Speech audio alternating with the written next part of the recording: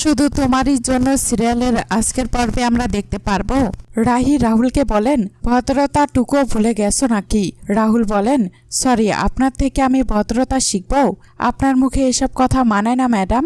রাহি বলেন, তুমি কিন্তু এবার লিমিট ক্রস করছো।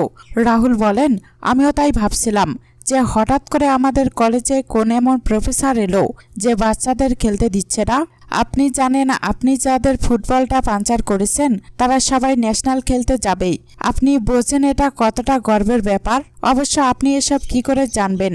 আপনি যেটা পারেন সেটা হলো মঞ্চে উঠে মেকআপ করেই বিদেশে যাওয়ার স্বপ্ন দেখেন। রাহি বলেন, আমি শেষবারের মতো বলছি, ক্লাস থেকে বেরিয়ে যান।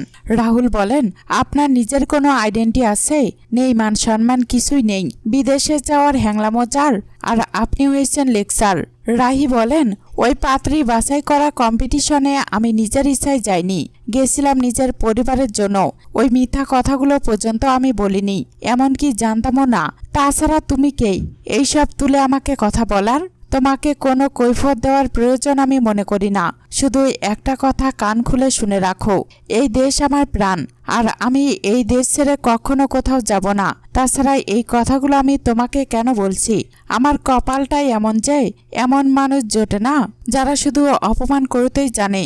আমি আজকে যা যা বলেছি বা করেছি তার জন্য আমার কোনো অনুশোচনা নেই, কিন্তু এরপর যদি আমি তোমাকে নিজের আশেপাশেও দেখি তার ফল কিন্তু তোমাকে ভুগতে হবে। তিতলি রাহিকে বলেন, দিদিভাই সব শেষ হয়ে গেল রে। রাহি বলেন, তুই সব জানতিস তিতলি? আমি জানি তুই জানতিস। তুই আর মা মিলেই এই সবটা করেছিস তো করেছিস, একবারের জন্য আমাকে জানাসনি। তাহলে হয়তো সবার সামনে আমাদের পরিবারকে এত অপমানিত হতে হতো না। তিতলি বলেন, বিশ্বাস কর দিদিভাই, ওই তোর মাইনে বয়সে এসব ব্যাপারে আমি কিছু জানতাম না। রাহি বলেন, জানলে জানাতিস। তিতলি বলেন, একদম জানাতাম দিদিভাই। রাহি বলেন, যেটা জানতিস তুই সেটাও আমাকে জানাসনি। তোদের সবার চোখে না আমেরিকার নামে একটা পট্টি বাঁধা আছে, কখনো না ওই পট্টিটা একবার খুলে দেখ, বাইরে দেখার চেষ্টা করিস। এর বাইরেও আমাদের মান সম্মান, আমাদের আলাদা একটা পরিচয় আছে। আরো কেন বলছি, ছিল, এখন আর নেই। তিতলি বলেন, এরকম ভাবে বলিস না দিদিভাই। রাহি বলেন, সত্যি কথাগুলো শুনতে খারাপ লাগছে। তিতলি বলেন, আমার লজ্জা লাগছে। রাহি বলেন, রাগ হওয়া উচিত। রাগ হচ্ছে না তোর তিতলি? প্লিজ তিতলি, তুই যা এখান থেকে।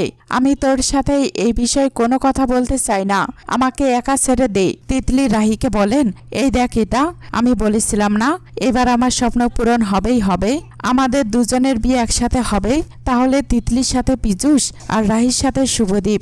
রাহি বলেন, তিতলি আমাকে একটু খুলে বলবি কি হয়েছে? তিতলি বলেন, পীযূষ বলে দিয়েছে ও আমাকেই বিয়ে করবে।